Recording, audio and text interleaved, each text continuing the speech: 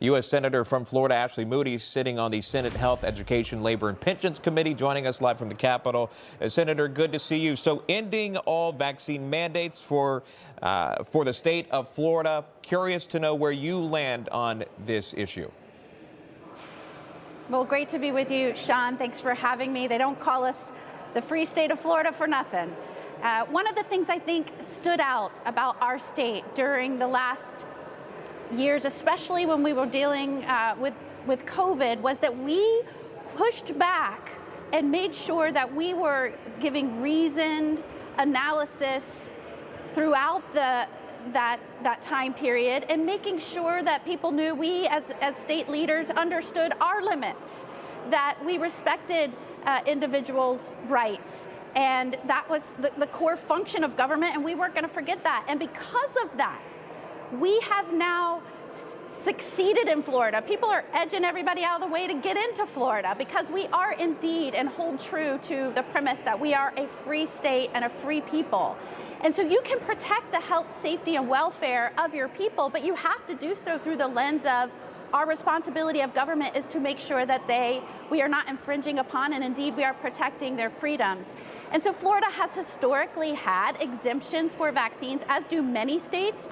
And I think you're seeing them come back to looking at those regulations again, making sure that the premise is it should be parental choice, parental rights, and we're going to make sure our regulations reflect that, while still maintaining that we have to have a healthy society, and we need to be informing them of how to do that. Yeah, not getting rid of vaccines, just getting rid of those mandates. And Governor DeSantis is going beyond just vaccines. Ultimately, he says he wants to improve the health of all Floridians, and he's taking some guidance from the federal government.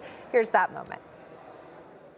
But today I'm pleased to announce the establishment of the Florida MAHA Commission as a working group which will recommend state-level integration of these Make America Healthy principles. And those principles are, as I mentioned, individual medical freedom, informed consent, parent rights, and also market innovation. Senator, that sounds very influenced by RFK-J, right? The MAHA movement comes to Florida. He's on the Hill today, so he'll be answering some questions by fellow senators. But your thoughts on the decision to make it happen, and then also what this means for the young folks of Florida here. Will there be efforts to really eliminate obesity in the state or make foods healthier for everyone? Well, taking good ideas, making sure that government is readdressing policies and staying abreast as we evolve in our scientific understanding of things. You know, we did this with DOGE in Florida. We set up a Department of Government Efficiency. We're bringing transparency to spending, some would call superfluous, unnecessary spending, treating taxpayers like piggy banks instead of, you know, a resource to fund the necessary functions of government. They're now looking at bringing a similar idea of how do we go back to and look at how we make a healthy and strong society. And you have to go back and highlight that, just as we're doing in the federal government. I mean, the effect that is having on the nation in terms of individual health and choices. And imagine if every state did something like that. And I think that you're just seeing that catch on.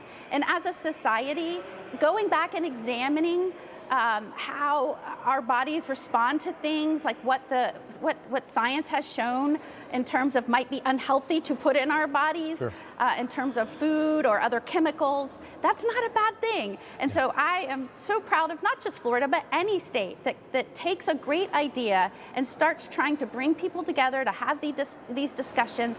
Why are we unhealthy? Right. How can we be more healthy? It's important. And in what role can government help facilitate those discussions? Information. Truth is freedom. Is Newsmax.